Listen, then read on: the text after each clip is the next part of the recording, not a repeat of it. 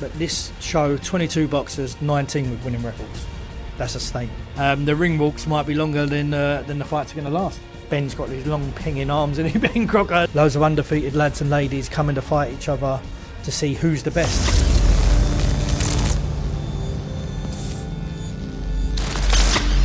It's Ashley from Not Just Boxing, joined by Johnny Clarke, head of Top Tier. How you doing, mate? Yeah, I'm good, mate. Thanks for coming today. So what's the plan today for you guys? The plan today is, like we are small hall boxing, but what we like to do is bring like the big show effect to it. So we invite loads of media down, and I believe social media is very important for every boxer. And some of them, they're not too good on it. So it's up to us to help push them boxers. So I like to get the lads and ladies down, a lot of videos for them, film them, tag, collab, and get them posted as much as they can, because whether it's big hall or small hall, ticket sales can. Mm-hmm. It's so refreshing to hear, because social media, especially now, it's such a big part of promotion. Yeah.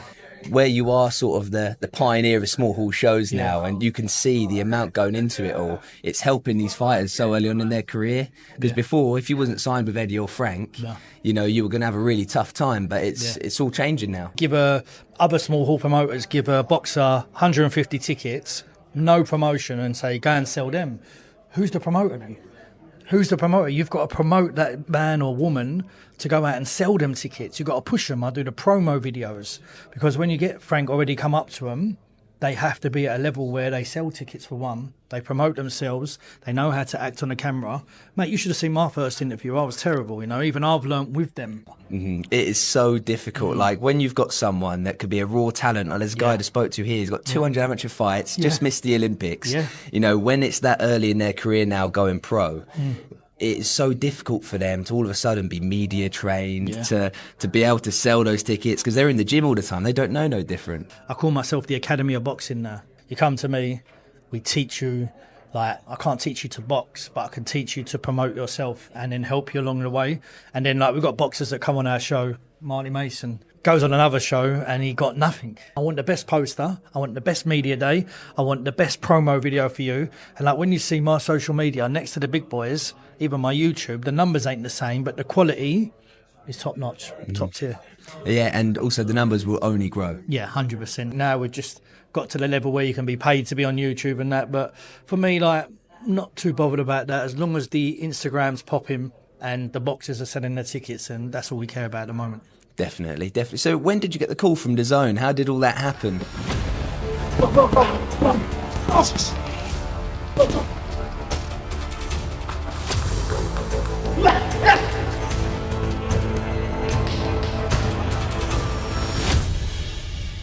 I pictured it from the first time I done a show was to be on DAZN. I knew it was a goal that I wanted to do, and I knew it was a goal that I could achieve, because you've got the best promoter on the planet in Eddie Hearn. You've got the best Misfits, is the best YouTube boxing outlet that I know of, You've got other people that want to compete with the big boys, but what about the small hall scene? You haven't got that. And I could give you the best level of that'll blow everyone out of the water. They haven't financially backed me yet. One day that might come, but what they have done is they've made my card more solid, so people don't really want to pull off it now, because they know they're going to be seen on DAZN, and it's a goal for them as well as me, is to be on DAZN, be on a big app, big platform, and be seen by a lot of people. Definitely, yeah. The hardest part for me, when I've helped small hall fighters in the past, and you're trying to do a bit of promo with them, when you see clips of them at York Hall and the footage is so low quality, and there's all these little issues around just how are you meant to promote them when all first 8 of their fights, there's not really been anything there. So it is so nice to just see how this is transforming. And if you fast forward a year from now, God knows where you guys are going to be. I've been promoting since March 2023. I feel like I've been doing it all my life. One thing I knew is that it would grow quickly, and then the levels had to step up. I can't ask for young up-and-coming boxers to fight on my show against someone else with a winning record that's got no production, no LED screens, no nice posters, no nice coverage, and then at the end of it, you might lose, you might win, but what's going to grab them to me and that would be giving them all the love that the big hall promoters do.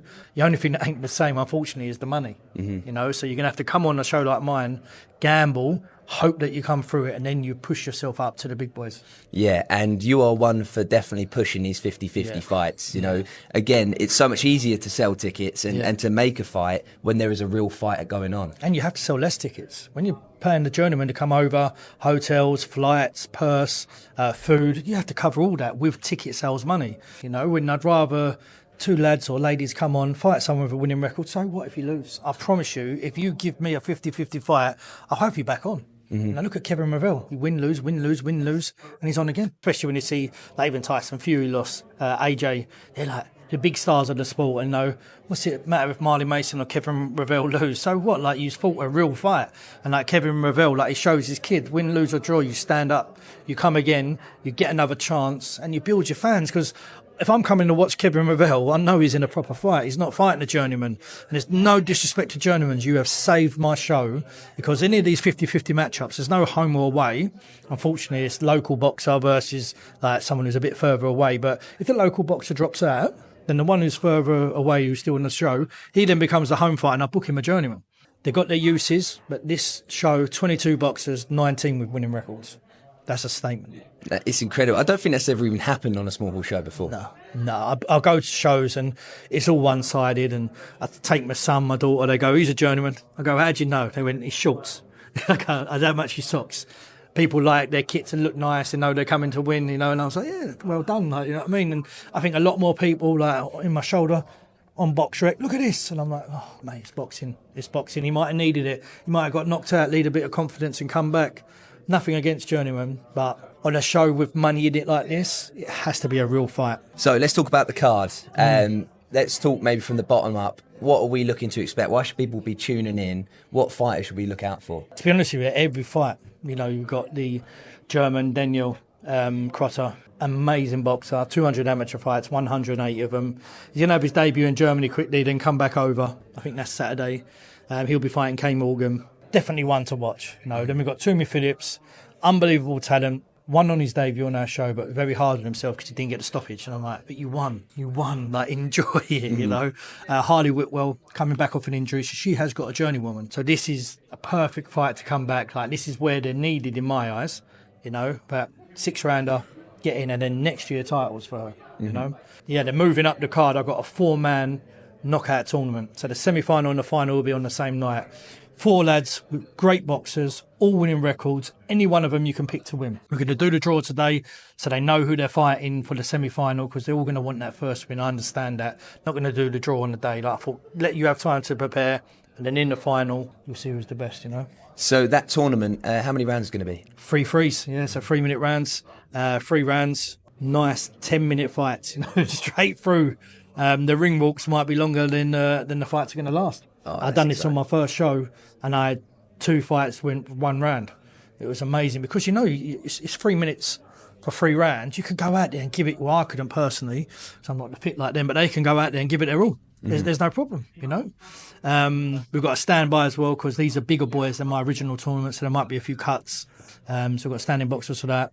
Co-main event is Constantine Ursu and Lewis Booth. Constantine Ursu, fan-friendly style, something that when DAZN see him at his best, I'm hoping the big boys come and get him because he deserves it. People always outprice themselves to fight him or pull out. So it's been really hard to match, but he's got a game 15-0 opponent, and it's a final eliminator for the Commonwealth, and we'll be going straight towards the holder of the Commonwealth if it isn't released. Brilliant. And then the main event? Main event's tasty. It was a 50-50 on my previous show, 1 point in it, and Stelios unfortunately lost to Ben Crocker and he got knocked down, so that obviously swayed the fight. But it's a very, very, very tough fight. This time it's 10 rounds. Tough fight to call, sorry. And it's got an IBF European title. And like I was saying, as a promoter, I feel like I'm stepping up. So the first show was just, how can I get 50-50s on? I will do a tournament. Then the second show was like, oh, we might be able to get a Southern area, you know, like we're doing really well. Then you get an English title, you know, and now I'm at this European level. So we're taking strides, but small steps in getting to where we need to be. And the level of this fight is going to be unbelievable. The first fight, mate, it was one of my first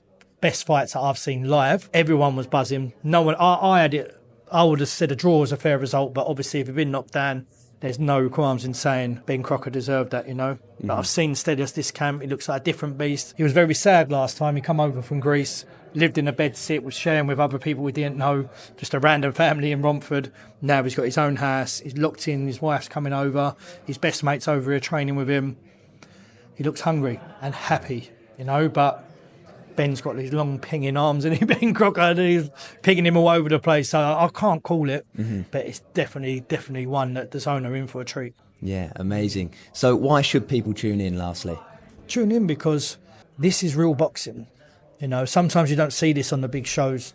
Loads of undefeated lads and ladies coming to fight each other to see who's the best and who can go on to fulfil their dream of fighting on a massive stage. You have to go through the process to get there. Some will be the Olympics, some will be standard amateurs, some will be like the Lee Woods, you know, and the Josh Warringtons, you know, you just come through small hall, absolute wars, get your reputation up, build your fan base, and then no one can stop you. You push yourself into these titles and that's the only way you get that is by fighting these 50-50s on a show like mine. You'll get the love, and then hopefully one of the big boys come take you. We're not taking anything away from you when you do. We're just building you up, building our reputation, help push us up. You know what I mean? Well, Johnny, as a boxing fan, thank you so much. Sure. Yeah, it's great, really revolutionising the sport in the UK. And even now, when you're hearing about the grassroots being funded a lot more, you know, we're going to see so many changes. And obviously, we've always been second best to the likes of the USA and stuff. And this is a huge step forward for competition and raising the bar. We changed small hall. No one in small hall even spoke about 50-50s until I started screaming it in my first interview. And hand on heart, I didn't know journeyman. When I come into the sport, I didn't know it. And I said, well, I'm going to pay him to come here to do that. No, we'll get someone else to fight and we'll save that money, you know. And then I started understanding the sport a bit more. And I was like, that's not how I want top tier to be. You can't put this much time, effort, money into this individual and buy a win.